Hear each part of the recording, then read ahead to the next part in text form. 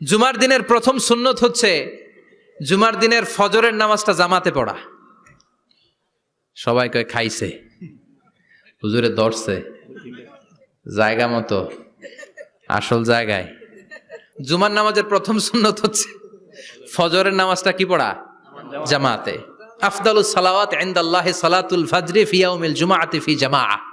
বিশ্বনবী বললেন জুমার নামাজের 15টা সুন্নত মুখস্থ রাখতে হবে। 1 নাম্বার সুন্নত ফজরের সালাত জামাতে পড়তে হবে। 2 নামাজ মুনাফিকদের কাছে সবচেয়ে কঠিন, একটা হচ্ছে ফজরের নামাজ আর একটা এশার নামাজ। এক আলেমকে জিজ্ঞেস করা হলো ফজরের বাতাসটা এত ঠান্ডা আর স্নিগ্ধ কেন? আলেম উত্তর দিয়েছিল, কারণ ফজরের বাতাসে মুনাফিকদের নাকের দুর্গন্ধ মিশে না। ফজরের বাতাসটা স্নিগ্ধ, ফজরের সময় আল্লাহওয়ালাদের আনাগোনা, মুসল্লিদের আনাগোনা, ইসলামের পক্ষের শক্তির আনাগোনা। চিল্লায় বলেন ঠিক কিনা? মসজিদে নববীতে জুমার নামাজের দৃশ্য আর ফজরের নামাজের দৃশ্য